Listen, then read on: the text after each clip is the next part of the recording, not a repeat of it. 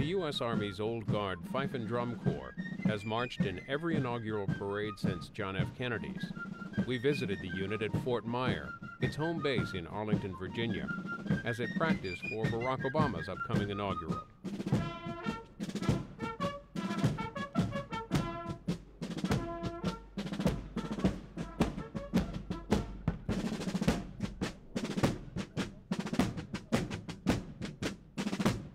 You were watching the Old Guard Fife Drum Corps, our preparation for Inaugural. We do this every 4 years. Reason we march down Sheridan Avenue is because we always put out a larger corps than we normally do for normal street parades, and we're not used to marching this many people, 6 across and 8 back.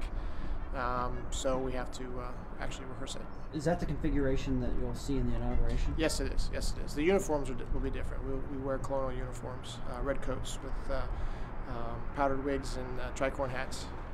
We are part of the presidential escort. We're actually the military escort prior to the actual beginning of the parade. Our position will be one unit in front of the actual president and his vehicles and personnel. What's the history of this unit in terms of the inaugural? Well, we've done every inaugural for every president since John F. Kennedy.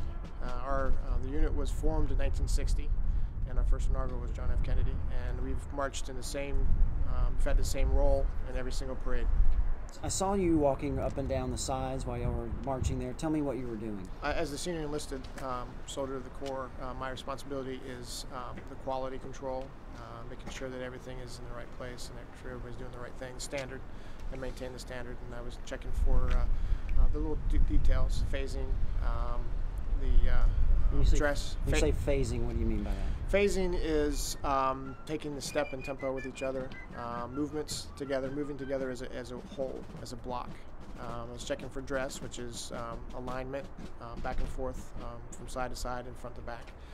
I was looking for posture, position of the instruments while playing, positions of the instruments while not playing, sound, overall, making sure, of course, everyone's in step. And are you actually going to be marching in the parade this time? I am. Yes, I am. And have you done this? Have you done it before? Yes. This is my 6th inaugural. And can you describe what that's like? It's a lot of people, a lot of security, very cold. Seems to be getting colder and colder as the years go on. But it's exciting. It's one of the largest missions that we do. Of course, we also perform at the White House on a regular basis for any visiting dignitary. But this is right up there with that. Walk us through the day. Yeah, the day of the inaugural. What y'all do that day? Well, we'll probably have. Well, actually, this year, since they're planning on doing some traffic alterations in the area, we'll probably have most of the soldiers spend the night here. We'll have 02 in the morning calls. What is that? Can you say what does that mean? 02. 02, 2 o'clock in the morning calls. Okay. We'll have to take accountability for everyone, make sure everyone made it in. And then we'll start preparing our uniforms. We'll do an inspection, and then right after the inspection, we'll get on a bus. We'll go to a holding area downtown. And in that holding area, we'll have a credentials check. They'll check everyone, make sure everybody's the right person, you have their IDs, and they'll do a sweep of the vehicles. And then we'll proceed to Capitol Hill, behind the Capitol, and wait for the swearing in to happen, and then the parade. And so, how long is the day for you? Well, we probably won't be back here until 4 o'clock in the afternoon, 1600.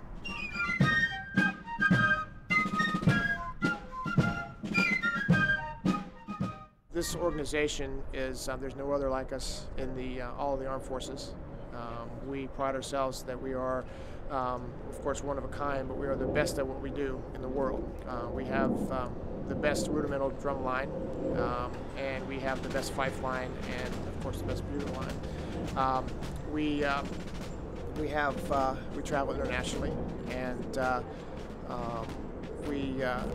our mission load averages around 500 performances annually. everything from elementary schools to international military tattoos. How does someone get to become a part of this unit? Well, we have a pretty extensive screening process. We recruit both from military musicians in the military already and also civilians. And our pool is everywhere from high school kids to college graduates to even some band directors that get tired of doing their job as a band director.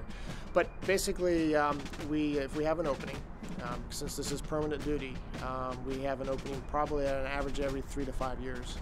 We announce that we have an opening. People submit a resume and a recorded, something recorded on their instrument. And then we screen that, and then we invite them, and they come and audition, and we put them through a 2-day screening process. Part of it's marching, part of it's playing, and then we do an interview, and then we select the best candidate. And they enter at that point. If they're in a civilian, they enter the military. They go to basic training, and after basic training, they come straight here to our unit. We do our own training right here.